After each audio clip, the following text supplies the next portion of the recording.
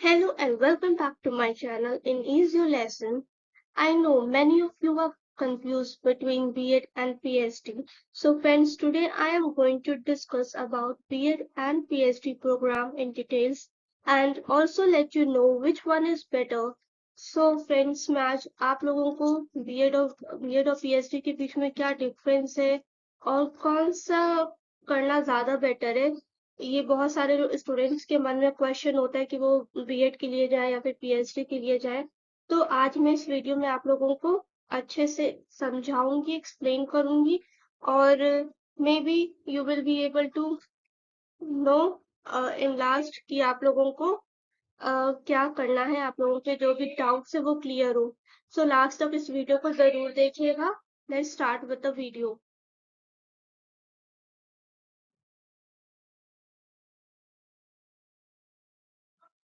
अब मैं आप लोगों को बताऊंगी कि बीएड और पीएचडी के बीच में मेजर डिफरेंस क्या है। तो जो बीएड करते हैं स्टूडेंट्स, वो स्कूल एजुकेशन के लिए स्कूल में किसी स्कूल में अप्लाई कर सकते हैं एज अ टीचर।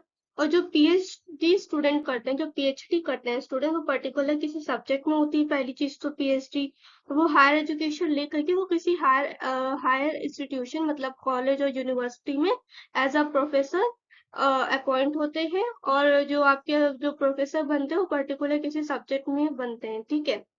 तो अब मैं बताऊंगी आप लोग कौन कौन से गवर्नमेंट एग्जाम्स होते हैं जो बीएड के स्टूडेंट्स देते हैं और पीएचडी के।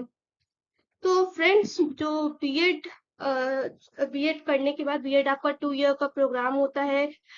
जो ग्रेजुएशन के बाद बीएड करते हैं उनका 2 ईयर्स का होता है, और जो 12th के बाद करते हैं वो 4 ईयर्स का हो गया है।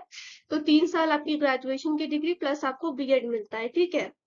तो अभी मैं आप लोगों को बताऊंगी बीएड के बाद आप कौन कौन से एग्जाम के लिए एलिजिबल होते हो, गवर्नमेंट स्कूल में एज अ टीचर अप्लाई कर सकते हो। पहले आप लोगों को एग्जाम क्वालिफाई करना जरूरी है, उसके बाद आप as a government school teacher appoint हो गए। तो पहला एग्जाम होता है सीटेट का। सेंट्रल लेवल पे एग्जाम होता है, सेंट्रल गवर्नमेंट करवाती है। फिर दूसरा आपका टेट होता है, टीचिंग एलिजिबिलिटी टेस्ट, जो हर स्टेट कंडक्ट कराती है। फिर आपका पीआरटी, टीजीटी और पीजीटी होता है। PRT for primary teacher, TGT for train graduate teacher. आप जो है सेकेंडरी स्कूल के टीचर बनते हो। फिर आपका आता है हायर सेकेंडरी एजुकेशन, जो आपका 9 to 12 होता है बेसिकली, वो आपका होता है पोस्ट ग्रेजुएट टीचर। और ये कौन कौन कंडक्ट कराते हैं? ये यूपी गवर्नमेंट कंडक्ट कराती है, दिल्ली गवर्नमेंट करवाती है, राजस्थान और बाकी भी कुछ स्टेट्स हैं जो अपने अपने एग्जाम कंडक्ट कराती है फॉर टीचर्स को रिक्रूट करने के लिए। केवी के अलग एग्जाम होते हैं, एनवीएस के अलग होते हैं। यूपी में अगेन आपका यूपीपीएससी जो है पब्लिक सर्विस कमीशन, वो एलटी ग्रेड का एग्जाम कंडक्ट कराती है फॉर रिक्रूटिंग टीचर्स, ठीक है। पीएचडी में देखें तो पीएचडी में आपका जो आप लोगों को, अगर आप पीएचडी करना चाहते हैं तो पहले आपको किसी यूनिवर्सिटी में एनरोल्ड होना होगा। उसके लिए आपका नेट और जेआरएफ कंपलसरी होता है। और तो आप लोग नॉन नेट वालों को भी मौका दिया जाता है, एंट्रेंस एग्जाम उन्हें देना पड़ता है। बट बेसिकली अब यूनिवर्सिटी जो है और अब सेंट्रल गवर्नमेंट भी अपने अ, जितनी भी सेंट्रल यूनिवर्सिटी अब एक साथ एग्जाम कंडक्ट कराएगी, और नेट जेआरएफ वालों को एग्जेप्ट कर दिया जाता है, नॉन नेट वालों को एग्जाम देना पड़ता है। ज्यादातर अब ये होता है। तो अभी ये है कि, और अगर आप नेट क्वालिफाइड कर लेते हैं तो आप एज अ किसी कॉलेज में आप as a professor, assistant professor आप अप्लाई कर सकते हैं। और कौन कौन से एग्जाम होते हैं? स्लेट होता है जो कि महाराष्ट्र करवाता है, महाराष्ट्र गवर्नमेंट करवाती है। एमपी की गवर्नमेंट, असम, आंध्र प्रदेश, बिहार, छत्तीसगढ़, हिमाचल प्रदेश, गुजरात, जम्मू एंड कश्मीर, कर्नाटक। तो इन स्टेट्स के उनके खुद के स्टेट एलिजिबिलिटी टेस्ट होता है, जिसको क्वालिफाई करके आप एज एन असिस्टेंट प्रोफेसर जा सकते हैं। यूपी में आपका एक again UP public service commission जो है वो जीआईसी के एग्जाम कंडक्ट है, इसके बाद आप लेक्चरार बनते हैं।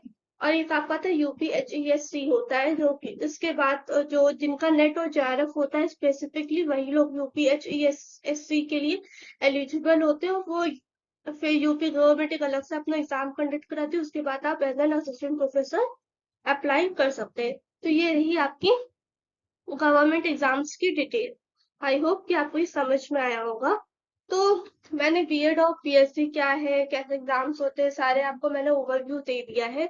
तो अब बात करते हैं कि दोनों में से बेटर क्या है। तो पहले तो सबसे पहले तो ये बात आती है कि कोई आपके इंटरेस्ट पे है कि आप स्कूल एजुकेशन के लिए जाना चाहते हैं या फिर आप कॉलेज में पढ़ाना चाहते हैं। ये तो बहुत इम्पोर्टेंट चीज है कि हम जब भी हम एजुकेशन के वैसे स्टूडेंट्स हैं तो हमें पहली चीज ये चीज बताई जाती है कि इंडिविजुअल डिफरेंसेस। तो आपका क्या इंटरेस्ट है उसके अकॉर्डिंग आप जो है स्कूल बीएड या पीएचडी के लिए जाए।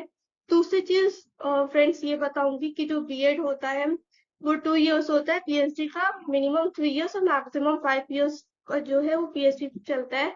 और पीएचडी करने बाद या पीएचडी के साथ ही आप नेट जेआरएफ क्वालिफाइड है तो आप as an assistant professor apply कर सकते हैं।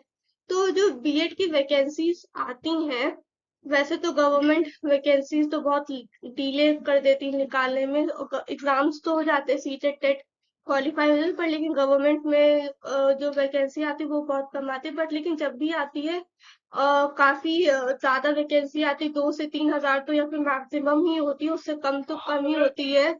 तो आप यहाँ ये समझ सकते हैं कि जब आपकी स्कूल एजुकेशन में 2 से 3 हजार या फिर उससे ज्यादा ही वैकेंसीज आती है, तो आप ये समझिए कि स्कूल में कितनी ज्यादा वैकेंसीज आ रही हैं। तो मतलब कंपटीशन यहाँ पे अगर सीट ज्यादा है तो, और हाँ तो वो कंपटीशन तो ज्यादा होगा, बट लेकिन चांसेस क्या होते हैं ज्यादा से ज्यादा लोगों का अपॉइंटमेंट होने का।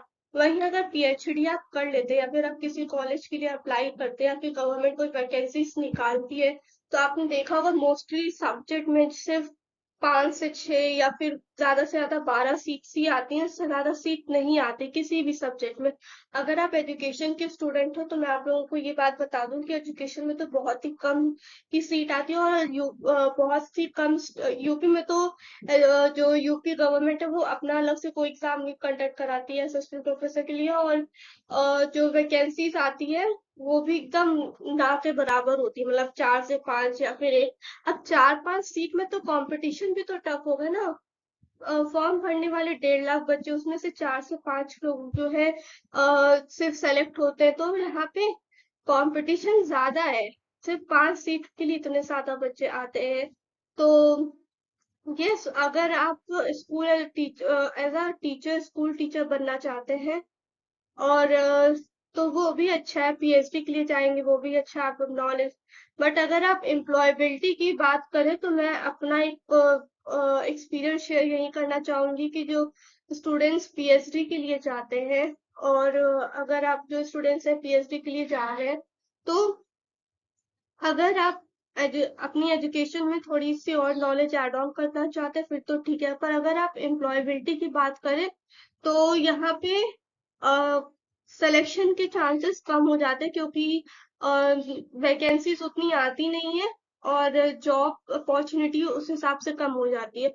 और स्कूल का क्या है कि अगर आप सीटेट टेट क्वालिफाइड है, नहीं भी क्वालिफाइड है, अपने बीएड भी कर रखा है, तब किसी ना किसी भी स्कूल में हाँ सैलरी कम ज्यादा होगी, बट लेकिन आप अनएम्प्लॉयड नहीं रहोगे। बट अगर आप पीएचडी करते हो, कंप्लीट कर लेते हो, तो यू नेवर नो कि आपको वैकेंसीज कहाँ मिलती है। बट लेकिन हाँ, असिस्टेंट प्रोफेसर के बाद अगर आप पीएचडी करने के बाद as a college assistant professor के लिए देख रहे हो तब अपॉर्चुनिटी कम है। बट हाँ, पीएचडी करने के बाद आपके पास थोड़े और ऑप्शंस खुल जाते हैं, अगर आपको उसमें इंटरेस्ट है तो आप उसको देख सकते हो। तो ये था पूरे वीडियो में आप लोगों को मैं बताना जो चाहती कि बीएड और पीएचडी का क्या है। एजुकेशन के स्टूडेंट को मैं बता सकती हूँ कि एजुकेशन में तो बहुत ही लिमिटेड वैकेंसीज आती हैं, वो ना के बराबर ही होती है, कंपटीशन बहुत ज्यादा रहता है। बाकी सब सब्जेक्ट में आपको वैकेंसी फिर भी मिल जाएंगी, बट एजुकेशन के फील्ड में बहुत कम मिलेंगी। मेरे अकॉर्डिंग तो ये है कि टीचर स्कूल टीचर की वैकेंसीज गवर्नमेंट उसमें आए ना, बट आपको प्राइवेट में पढ़ाने को अपॉर्चुनिटीज डेफिनेटली मिल जाएगी। बीएड करने के बाद आप अनएम्प्लॉयड नहीं रहोगे, बट पीएचडी करने के बाद यू नेवर नो कि आपकी लगेगी नहीं लगेगी। आपने इतने साल पढ़ाई की, अपनी नॉलेज एड ऑन की, पर अगर आप जॉब के पर्पज से जाते हो तो वहां पे कंपटीशन ज्यादा हो जाता है। और यस, वही वैकेंसीज आने की चांसेस कम या ज्यादा हो जाती हैं, कम ही होती हैं, ज्यादा तो नहीं होती हैं। So this is for all in this video.